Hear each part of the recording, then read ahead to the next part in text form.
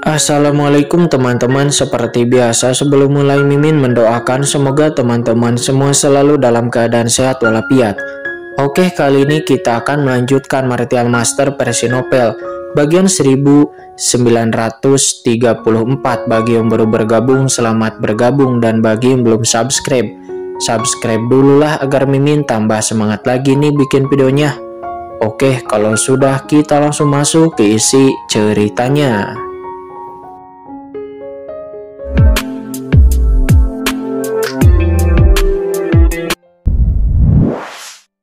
Arus waktu ini adalah konfrontasi dengan kekuatan jurang dan akan ditekan oleh seluruh dunia jurang. Namun sosok agung penguasa wilayah itu menatap ke depan, membiarkan kekuatan jurang itu merusak tubuhnya, dan dia harus dengan jelas bisa melihat dua sosok di depannya. Akhirnya lambat laun napas dua orang di depan mereka pun berangsur-angsur menjadi lebih jelas. Salah satunya nampak memiliki kekuatan yang murni dan luar biasa, namun juga memiliki atmosfer yang agung dan juga kekuatan guntur pehakiman yang menakutkan. Sementara sosok yang lainnya itu benar-benar hitam seperti malam tanpa akhir dan memancarkan udara dingin yang membuat jantung berdebar-debar. Kemunculan kedua sosok ini menjadi lebih jelas dan lebih jelas lagi dalam waktu yang berlawanan, dan mereka akan benar-benar mengeras. Namun tiba-tiba, siapa yang berani memata-matai keturunanku? Di dalam tubuh bayangan hitam dengan aura dingin itu, tampaknya seolah-olah sesuatu kekuatan kuno telah bangkit, dan kekuatan yang berlangsung selama bertahun-tahun prasejarah datang dari keabadian. Itu seketika meledak dalam sekejap di dalam tubuh sosok hitam pekat itu alias tubuh Molly.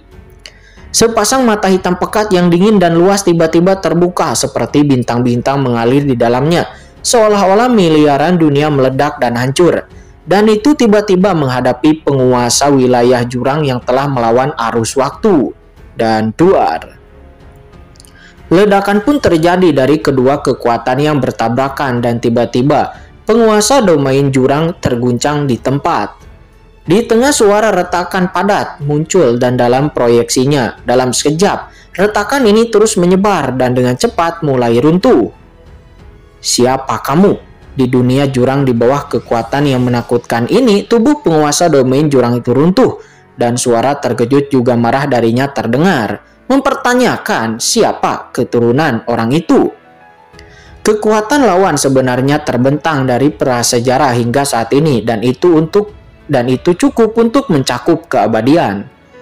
Kekuatan mengerikan itu secara langsung menghancurkan tahun-tahun kembalikan waktunya, dan dengan suara ledakan, kekuatan waktu tanpa akhir pun runtuh, dan gambar di sekitarnya pun seketika hancur, membentuk jurang waktu.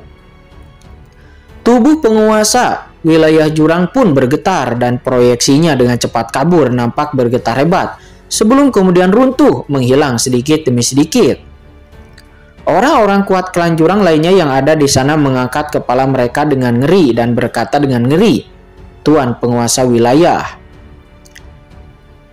Namun Tuan penguasa wilayah sebelum menghilang proyeksinya dia berkata, "Periksa untukku, di mana pihak lain itu berasal. Kalian harus mencari tahunya untukku." Mendengar itu, praktisi klan jurang penguasa wilayah yang mendengar mereka meraung pun. Kemudian setelah dia selesai berbicara, sosok ilusi dari penguasa wilayah bentuk tubuhnya pun tidak dapat dipertahankan lagi, dan sosok cloningnya itu hancur di tempat. Dengan keras itu berubah menjadi kekuatan jurang yang tak ada habisnya, runtuh dan menghilang dalam sekejap.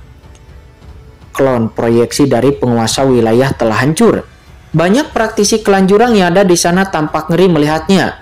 Apa-apaan ini? Itu adalah penguasa wilayah, makhluk yang lebih unggul dari orang-orang kuat yang tak terhitung jumlahnya di dunia jurang. Proyeksinya dapat melintasi keabadian dan menekan langit, tapi sekarang itu runtuh dan hancur. Hal itu memberikan kejutan yang sangat luar biasa kepada mereka semua. Siapa itu yang bahkan dapat menghancurkan proyeksi dari penguasa wilayah? Apakah kamu melihat kedua sosok itu sebelumnya dengan jelas? Seorang pria kuat dari klan jurang itu berkata dengan suara gemetar, sementara yang lain hanya menggelengkan kepalanya. Kekuatan sebelumnya sangat menakutkan, mereka tidak berani melihatnya secara langsung.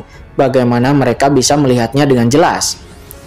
Tiba-tiba seorang pria kuat dari klan jurang itu mengerutkan kening dan berkata, "Saya hanya merasakan secara samar bahwa salah satu tubuh itu memiliki aura yang sangat panas. Sepertinya itu tidak terintegrasi dengan dunia jurang." Mendengar itu semua orang pun terkejut. Mereka mendengar kata-kata itu, namun mata mereka bersinar dan seseorang berkata dengan suara yang dalam, "Mungkinkah orang ini bukan berasal dari klan jurang kita?" Berbicara tentang ini, dia tiba-tiba mengangkat kepalanya dan melihat ke depan, matanya berkedip dan berkata, "Dijelaskan bahwa ada lorong luar angkasa yang menuju alam semesta dunia bawah di dekat sini. Mungkinkah kedua sosok sebelumnya datang dari dunia bawah itu?" Dunia bawah. Semua orang pun menjadi terkejut lalu menggelengkan kepalanya lagi. Namun salah satu dari mereka menengus dingin. "Apakah kamu bercanda? Orang-orang di laut semesta semuanya sangat lemah. Dan mereka telah ditekan di dunia jurang selama bertahun-tahun. Ini takutnya tanah air mereka pun tidak dapat diselamatkan. Tapi beraninya mereka masuk ke dunia jurang." "Hei, itu belum tentu benar. Apakah kamu lupa? Orang yang datang ke dunia bawah pada zaman kuno waktu itu, dia telah memberikan ancaman yang besar kepada dunia jurang." Mendengar ini, orang-orang kuat lain dari klan jurang yang hadir pun nampak mengubah ekspresi mereka. Ya, memang benar mereka juga telah mendengar tentang perbuatan orang itu di zaman kuno, yang mana waktu itu ada orang kuat dari dunia bawah yang datang ke dunia jurang mereka, namun lalu dikepung oleh orang-orang dari klan jurang. Akibatnya orang kuat dari dunia bawah itu menjadi sangat kuat, dan dia benar-benar membunuh para jenderal dalam pengepungan tersebut, dan dia juga menjungkir balikan dunia jurang. Orang-orang dari klan jurang waktu itu berkumpul untuk mengepungnya di wilayahnya dan menggunakan cara khusus untuk memaksa orang ini kembali. Takutnya waktu itu pihak lain akan hampir membunuhnya. Namun meskipun begitu, orang ini belum pernah dibunuh oleh Master Penghancur Dao. Dan selama bertahun-tahun ini orang itu telah bersembunyi di dekat jurang penghancur jiwa. Akan tetapi mereka kemudian tidak membicarakan itu lagi karena apapun yang terjadi sekarang, perintah penguasa wilayah kepada mereka harus diselesaikan terlebih dahulu. Scene berpindah saat ini di kedalaman dunia jurang yang tak berujung yang sangat jauh dari sini.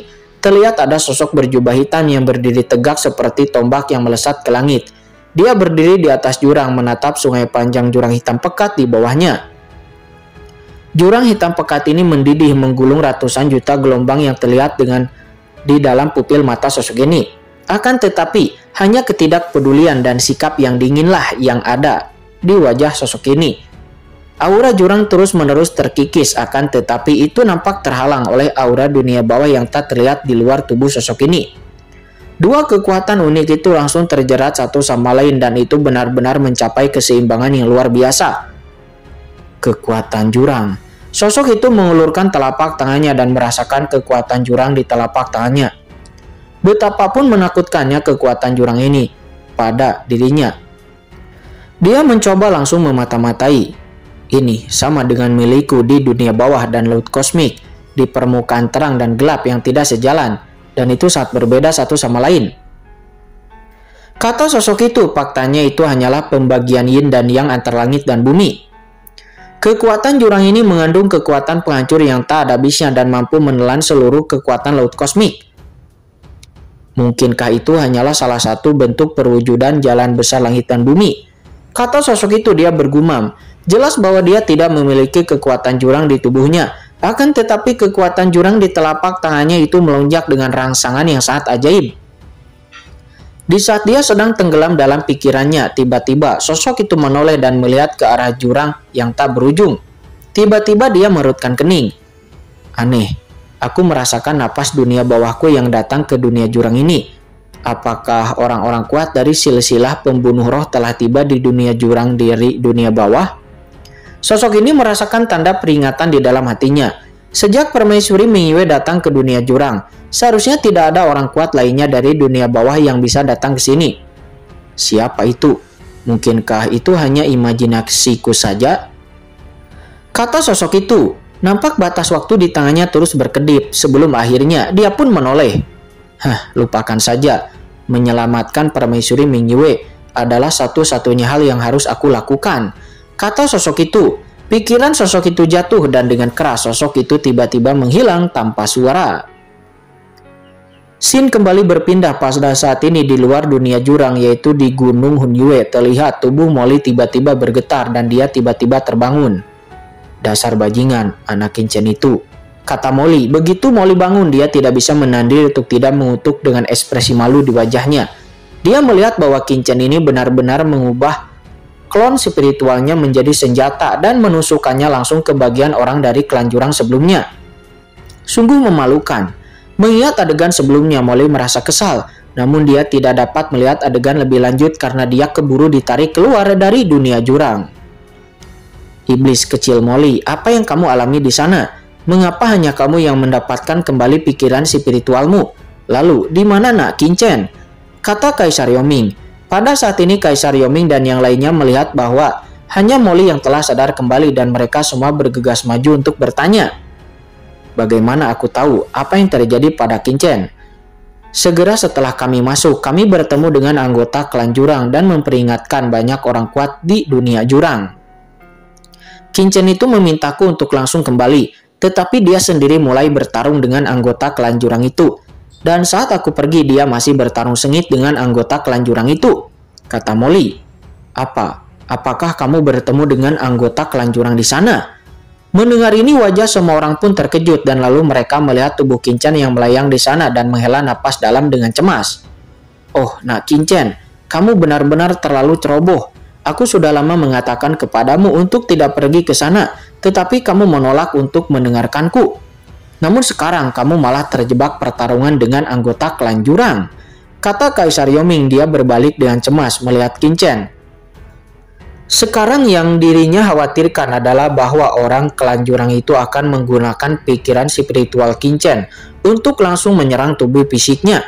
Jika ini benar, maka Kinchen tidak hanya akan kehilangan pemikiran spiritualnya, tetapi bahkan tubuh fisiknya akan dihancurkan.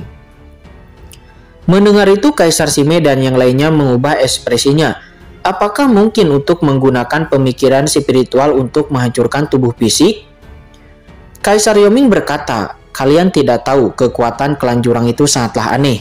Jika tidak, mengapa seluruh lautan kosmik berubah warna setelah mendengar tentang nama dunia jurang? Itu karena kekuatan mengerikan dan metode kejam mereka sama sekali tidak sesederhana yang kalian bayangkan." Mengatakan ini, Kaisar Yoming memandang ke arah utusan suci Terata Hitam, lalu dia berkata dengan muram, "Jika kalian tidak percaya padaku, maka tanyakan saja pada utusan suci Terata Hitam." Utusan suci Terata Hitam pun mengangguk dengan wajah yang jelek. "Ya, memang benar, serangan penelusuran itu adalah metode khusus beberapa praktisi di klan jurang kami, dan memang klan jurang memiliki metode seperti itu." Mendengarnya, semua orang pun tiba-tiba terkejut. "Kalian semua, apa yang harus kalian khawatirkan? Tidak perlu cemas akan anak Kinchen itu. Dia adalah orang yang tidak pernah melakukan apapun tanpa keyakinan," kata Molly. Dia berkata kepada semua orang. Sepertinya apapun yang terjadi, Molly sangat yakin bahwa Kinchen itu akan baik-baik saja. Karena menurut Molly, semua orang tidak perlu khawatir kepada Kinchen. Menurut Molly, jika Kinchen anak nakal itu begitu mudah menghadapi bahaya, maka dia mungkin sudah lama mati. Bagaimana dia bisa masih hidup sampai sekarang? Kaisar Yoming mengerutkan kening dan dia berkata, "Iblis kecil Molly, kamu tidak memahami kekuatan klan jurang itu. Karena kekuatan klan jurang tidak sesederhana yang kamu kira." Namun di saat kata-kata itu belum selesai, tiba-tiba boom. Saya melihat energi spiritual yang menakutkan tiba-tiba mengalir keluar dari lorong jurang yang bergejolak dan langsung memasuki tubuh Kinchen. Dalam sekejap dengan keras, mata Kinchen pun terbuka dan kekuatan yang sangat menakutkan langsung keluar dari tubuh Kinchen. Dan lalu mata Kinchen bersinar dengan cahaya dingin yang tidak pasti. "Tuan," melihat Kinchen yang terbangun, Kaisar Yoming dan yang lainnya semuanya tampak bersemangat dan berbicara dengan tergesa-gesa. Kinchen melihat ekspresi cemas dan gembira dari semua orang dan Kinchen sedikit mengernyit. "Apa yang kalian..." Sebelum Kinchen bisa mengatakan apapun, tiba-tiba Kaisar Yoming berkata, "Hahaha, nah Kinchen, aku tahu kamu akan baik-baik saja. Semua orang baru saja mengkhawatirkan keselamatanmu." Semua orang berada dalam keadaan kebingungan sebelumnya, namun sekarang semua orang bisa menghela napas lega. Mengatakan ini, Kaisar Yoming langsung datang ke sisi Qin Chen dalam sekejap, dan dia berkata sambil tersenyum. Dia terlihat sangat percaya diri dan tidak dapat diprediksi. Sialan, orang ini benar-benar tidak tahu malu. Beberapa orang nampak berkata bahwa Kaisar Yoming tidak tahu malu. Bahkan Kaisar Naga Penjara pun tidak bisa untuk tidak melirik ke arah Kaisar Yoming. Jika dia tidak terlalu akrab dengan aura spiritual Kaisar Yoming, maka dirinya bahkan akan meragukan apakah orang di depannya adalah salah satu mantan Kaisar Agung atau bukan. Ngomong-ngomong, apakah kamu sudah lama tinggal di sana? Kata Kaisar Yoming. Dia mau tidak mau bertanya dan mengabaikan tatapan semua orang. Qin Chen tidak menjawab, tetapi dia melihat ke lorong jurang di depannya dengan mata yang dingin. Dan tiba-tiba Qin Chen mengangkat tangannya. Lalu dengan keras napas jurang yang menakutkan tiba-tiba ditangkap oleh Qin Chen dari lorong jurang tersebut. Apa ini laut kosmik? Apakah kalian orang-orang dari laut kosmik? Bunuh! Napas jurang itu nampak terus menggeliat, mekar dengan niat membunuh yang dingin, dan langsung membuat jantung berdebar-debar. Dan itu nampak langsung berdampak pada kehampaan manapun. Dia lewat kekosongan terus-menerus dimusnahkan yang sangat menakutkan. Itu orang dari klan jurang. Semua orang pun yang melihatnya menjadi tercengang. Qin Chen yang baru saja memasuki lorong jurang untuk sesaat, akan tetapi ternyata Qin Chen benar-benar dapat menangkap satu anggota klan jurang.